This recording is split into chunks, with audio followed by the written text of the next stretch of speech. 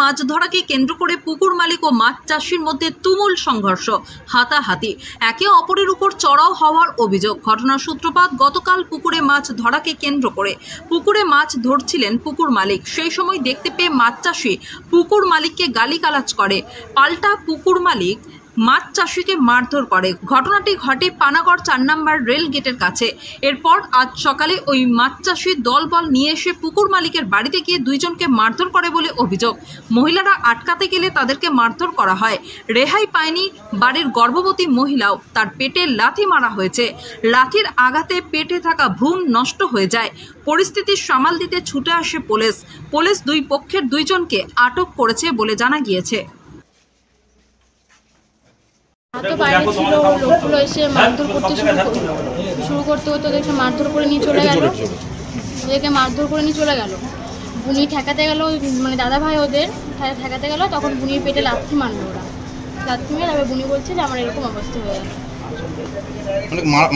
মারামারিটা কি কারণে শুরু হয়েছে? মারামারিটা ওই কারণে হলো, ভাই কালকে পুকুরে মাছ ধরতে গেছিল। ওই লোকটা নাকি কান ধরে ঘাট ধরে মানে গালাগালি করে মারধর করছিল ভাইকে। তারপর আর একটা ভাই গেল, ও মানে কি হাতাহাতি করতে করতে লেগে গেছে। সেটা নিয়ে ওরা কালকে থেকে হুমকি দিচ্ছে যে আমরা যাবো তোদের বাড়িতে, মারধর করতে যাব।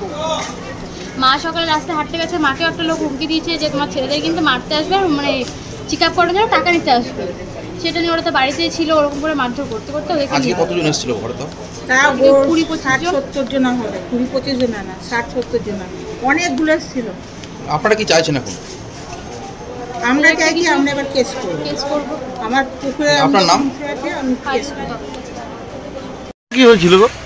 ঘটনাটা হয়েছে পুকুর আমাদের পৈরাকপুরের মানিকদা বলে নাম, সে চাষ করে পুকুরে চাষ করে। এরা ডেলি ছিপ নিয়ে মাছ ধরছে। ছিপ নিয়ে মাছ ধরার পরে বলতে গেছে যে তোরা ডেলি মাছ ধরছিস, তা আর ধরি না। এরকম কথা কাটাকাটি হয়েছে। কথা কাটাকাটি হোকে একে তুলে ছুঁড়ে মেরেছেন, এ পা এখানে ভেঙে গেছে। কার?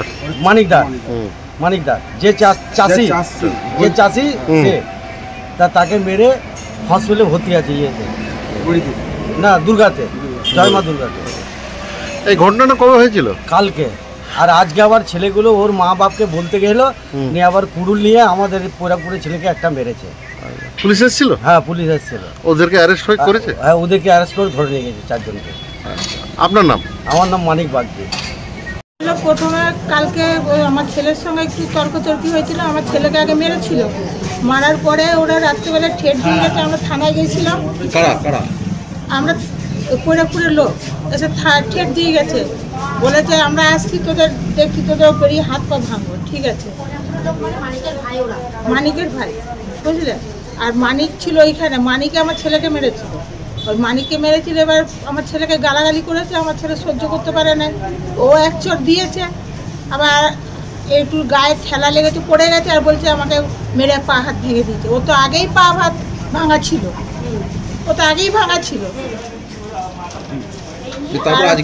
আজকে আমাদের ঘরের ভিতরে ঢুকে আমার দুটো ছেলেকে মেরে মারতে মাথায় ফাটায় যেখানে পেতে মেরেছে। আর কেউ ছিল না, একদম ক্লাবে তুলে নিয়ে গেছে। এখন কি হচ্ছে জানি না, সব ছেলেগুলো সুইচ অফ। কিছু ঝামেলাটা কি নিয়ে হয়েছিল? ওই ঝামেলাটা মাছ ধরা নিয়ে হয়েছে, আর কিছু না।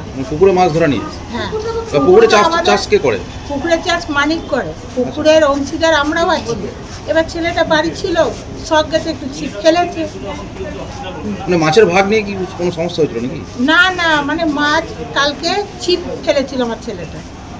আবার আমাদের অংশ আছে, আমরা ফেলতেই পারি।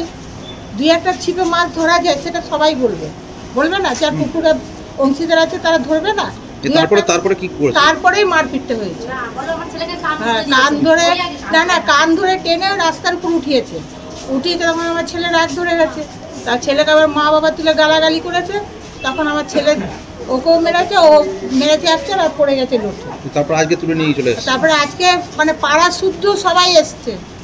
এইটুকু ছেলে নাকের নেটা ফেটা পড়ে সেও এসছে, এসে মারতে সব ছেলেগুলোকে। মহিলাদেরকেও মারধর করেছে? হ্যাঁ, এই যে